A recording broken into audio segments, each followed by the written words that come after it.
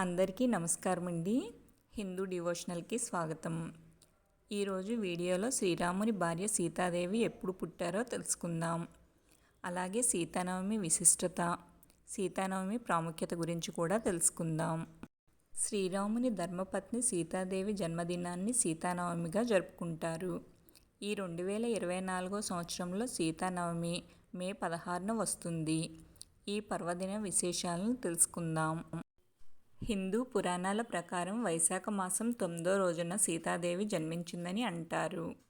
సీతాదేవి జన్మదినాన్ని సీతానవమి లేదా జానకి నవమి అని కూడా పిలుస్తారు. అమ్మవారికి 108 రూపాలు ఉన్నాయని పండితులు చెబుతుంటారు. వీరిలో సంపద, శ్రేయస్సు కలిగిన దేవతగా లక్ష్మీదేవిని పూజిస్తారు.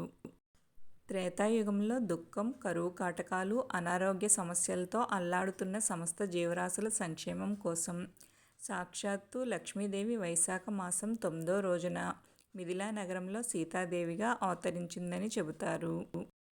శ్రీరామనవమి వచ్చిన నెల రోజుల తర్వాత సీతానవమి వస్తుంది.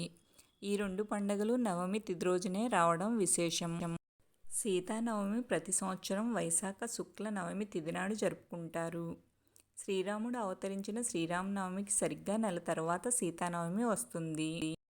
సీతాదేవిని పూజించడం వల్ల జీవితంలోని కష్టాలన్నీ తొలగిపోతాయని నమ్ముతారు. వివాహిత స్త్రీలు తమ భర్తల దీర్ఘాయుష్యు కోసం ఈరోజు ఉపవాసం చేస్తారు. సకల జీవరాశులకు తల్లి సీతామాత అని భక్తులు నమ్ముతారు. ఆమె తన భక్తులకు సంపద, ఆరోగ్యం, తెలివితేటలు, శ్రేయస్సు మొదలగు వాటిని ప్రసాదిస్తుందని నమ్ముతారు. ఈ 2024 సంవత్సరంలో సీతానవమి ఎప్పుడు వచ్చిందంటే శ్రీ క్రోధినామ సంవత్సరం వైశాఖ శుద్ధ నవమి తిథి మే 16 ఉదయం 6:22 ప్రారంభమై మే 17 ఉదయం 8:48 ముగుస్తుంది. ఈరోజు శుభ సమయం ఉదయం 10:56 నుండి మధ్యాహ్నం 1:39 వరకు ఉంది.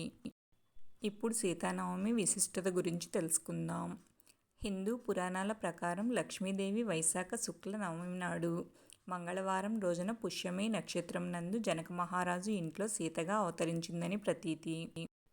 జనక మహారాజు తమ రాజ్యంలో వర్షాలు బాగా కురవాలని, రాజ్యం సుభిక్షంగా ఉండాలని యాగం చేస్తాడు. ఇందులో భాగంగానే పొలం దున్నుతుండగా మట్టిలో నుంచి ఒక బంగారు పెట్టె బయటపడుతుంది. ఆ పెట్టె తెరిచి చూడగా అందులో ఒక ఆడబిడ్డ ఉంటుంది. ఆ ఆడబిడ్డను జనకుడు తన కూతురుగా స్వీకరిస్తాడు. జనకుడు దున్నినటువంటి పొలమును సీత అని పిలిచేవారు. అందుకే ఆ ఆడబిడ్డ సీతగా నామకరణం పొందింది. మిథిలా రాజు జనకుని కుమార్తె అయినందున ఆమెకు జానకి అనే పేరు కూడా వచ్చింది. ఇప్పుడు సీతానవమి ప్రాముఖ్యత గురించి తెలుసుకుందాం. శ్రీరాముని ధర్మపత్నిగా సీతామాత ఆదర్శవంతమైన జీవితాన్ని ఈరోజు గుర్తు చేసుకుంటారు. ప్రేమ, త్యాగం, స్వచ్ఛతకు, పవిత్రతకు స్వరూపంగా సీతామాతను భక్తితో కొలుస్తారు. శ్రీ సీతారాములను భక్తితో ఆరాధిస్తారు. సీతానవమి రోజున స్త్రీలు భక్తితో పూజ చేస్తే భర్తకు ఆయురారోగ్యాలు కలుగుతాయి.